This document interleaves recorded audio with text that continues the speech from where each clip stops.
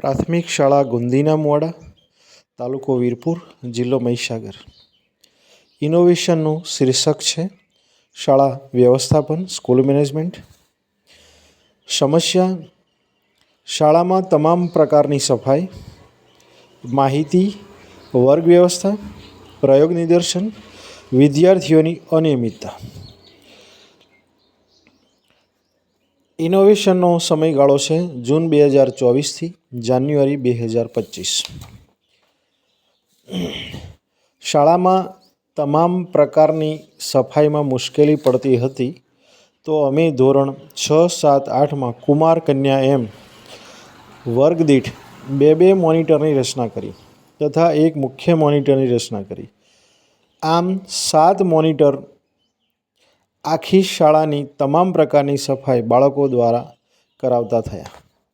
આચાર્યશ્રીની ઉપસ્થિતિ શાળામાં ન હોય ત્યારે માહિતી આપવાની સમસ્યા હતી, તો અમે દરેક માહિતી જ્યારે આપીએ તેની એક નકલ ફાઇલમાં મૂકવાનું નક્કી કર્યું. ત્યારબાદ 3 રંગની 50 ફાઇલો લાવ્યા. 50 ફાઇલ વાદળી રંગની, 50 ફાઇલ પીળા રંગની અને 50 ફાઇલ લાલ રંગની લાવી તેના પર 1 થી 50 નંબર કલર મુજબ અલગ અલગ આપ્યા.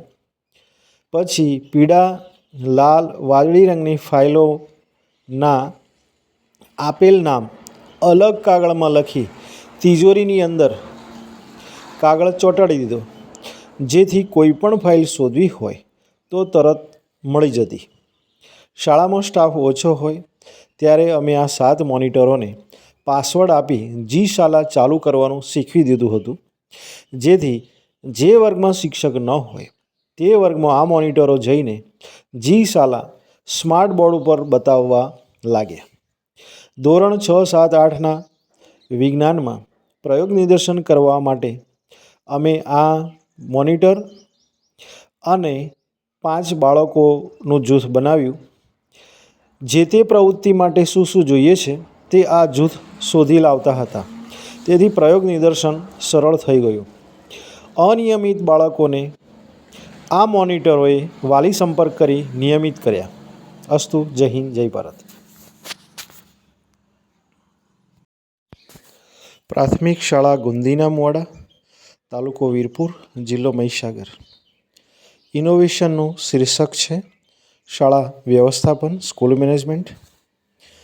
સમસ્યા: શાળામાં તમામ પ્રકારની સફાઈ, માહિતી, વર્ગ વ્યવસ્થા, પ્રયોગ નિદર્શન, વિદ્યાર્થીઓની અનિયમિતતા. ઇનોવેશનનો સમયગાળો છે જૂન 2024 થી જાન્યુઆરી 2025. શાળામાં તમામ પ્રકારની સફાઈમાં મુશ્કેલી પડતી હતી, તો અમે ધોરણ 6, 7, 8માં કુમાર કન્યા એમ વર્ગ દીઠ 2 મોનિટરની રચના કરી તથા